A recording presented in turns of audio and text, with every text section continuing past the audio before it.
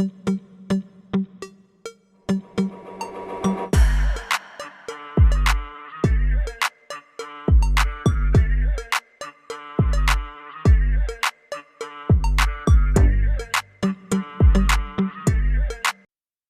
आपको गिरा नहीं सकती, मुश्किलें आपको डरा नहीं सकती, और अगर जिद हो जीतने की तो हार भी आपको हरा नहीं सकती।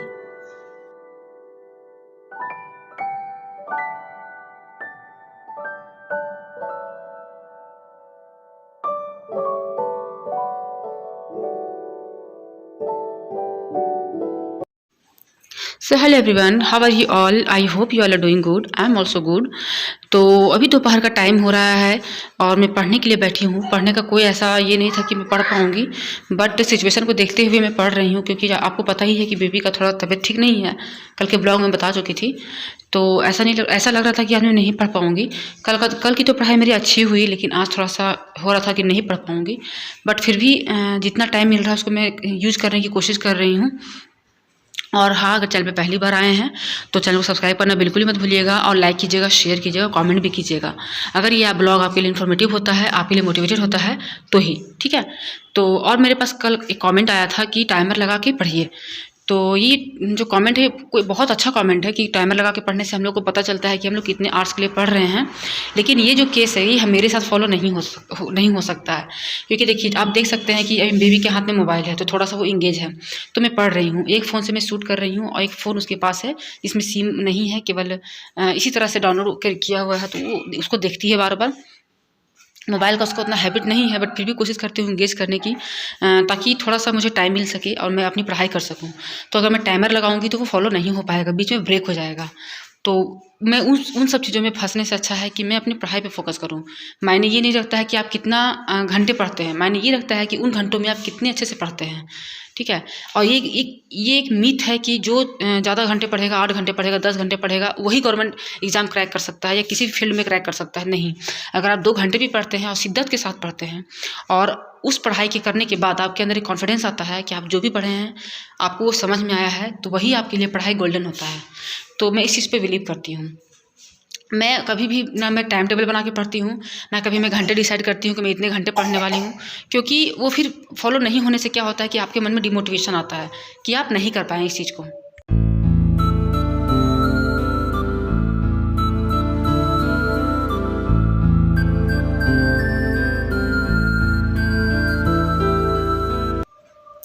और बात ऐसी है कि जैसे कि अभी हम लोग के ऊपर बच्चे की रिस्पॉन्सिबिलिटी है, और बच्चा इतना बड़ा नहीं है कि वो समझ जाएगा कि आप पढ़ाई कर रहे हैं और आपके पढ़ने से उसके फ्यूचर में क्या परिवर्तन आएगा, वो बच्चे को भी समझ में नहीं आ रहा है। तो ऑब्वियस सी बात है वो आपको भी सपोर्ट नहीं कर सकता है। तो आप ये मत सोचिए कि आप टाइमर लगा के पढ़ेंगे तभी आपका पढ़ाई जो प्रोडक्टिव रहेगा। नहीं, अगर आप कर पाते हैं तो बेस्ट है, आप कीजिए।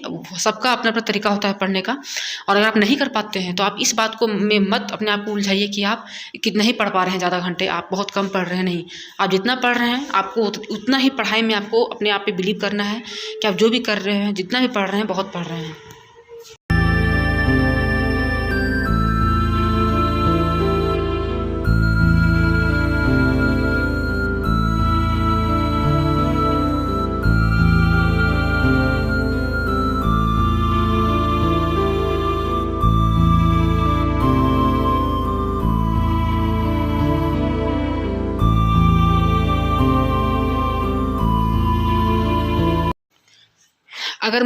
अगर आप मान लीजिए कि मैं 4 घंटे का पढ़ाई का स्लॉट बनाती हूँ, क्योंकि मुझे 4 घंटे पढ़ना है, और उस बीच में बच्चे को सुसु आया, पोटी आया, तो उसको आप क्या कीजिएगा? आप उसको इग्नोर तो नहीं कर सकते हैं, या बच्चा भूखा है या बच्चा ऐसे ही परेशान कर रहा है, तो आप ये नहीं करने वाले हैं कि नहीं मेरा भी 4 घंटे का पढ़ाई तो मैं नहीं हिलने वाली हूँ।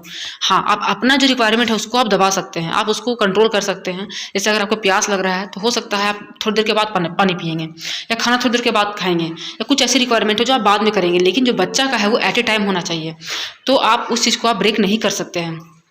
तो इसीलिए मेरे पास कोई टाइम टेबल नहीं होता है। हाँ, मेरा एक अंदर से टारगेट रहता है, वो जो मेरे माइंड में चलता है कि आज मुझे ये टॉपिक क्लियर करने हैं, और उसको मैं क्या करती हूँ रात में, ठीक है, मोबाइल में, या मेरे पास एक डायरी है, मैं आपको दिखाऊंगी, उसमें मैं मेंशन करती हूँ कि मैंने आज क्या क्या पढ़ा है, और ये मैं अब से फॉलो कर रही हूँ। मैं बीच में छोड़ दी थी और अब से थोड़ा बहुत फॉलो करने की कोशिश कर रही हूँ।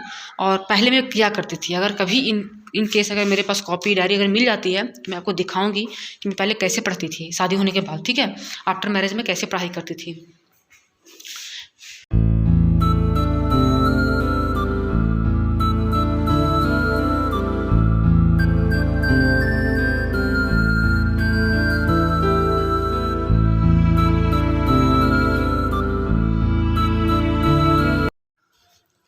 आप देख सकते हैं कि मैं पढ़ाई कर भी रही हूँ तब भी कितना डिस्ट्रैक्शन आता है। बच्चा नहीं समझ रहा है कि आप क्या कर रहे हैं, तो बच्चा अपना कुछ बात लेके आपके पास आएगा ही, तो उसको बहुत पोलाइटली आपको हैंडल करना है और ख़ुद को थोड़ा सा ये रखना है कि चलो कोई दिक्कत नहीं है, मैं पढ़ रही हूँ। और चेयर में बैठ के मैं बहुत कम पढ़ पाती हूँ, बहुत कम। अभी तक मेरी बेबी का ध्यान नहीं गया है कि मैं चेयर में बैठी हूँ, तो वो भी नहीं डिस्टर्ब कर रही है। आप देख सकते हैं उसने सुसु कर दिया है। अब इसका ये आदत है कि अगर सुसु करेगी, पॉटी करेगी तो 1 सेकेंड भी उसमें नहीं रह सकती है, खास करके सुसु करने के बाद, क्योंकि उसको मैं बचपन से इसी तरह से जो हैबिट डेवलप की हूँ उसके कारण थोड़ा सा मेरे लिए हो जाता है डिफ़िकल्ट, लेकिन ये अच्छी आदत उसके लिए है। अब देखिए सुसु जस्ट की है, लेकिन उसको कहना है कि नहीं चेंज करना है, तो उसको मैं बहुत कुछ देके उलझा रही हूँ कि थोड़ा देर और थोड़ा सा ये करे, लेकिन नहीं, उसका जो हैबिट है वो उसको वो कह ही रही है कि नहीं पहले चेंज करना है।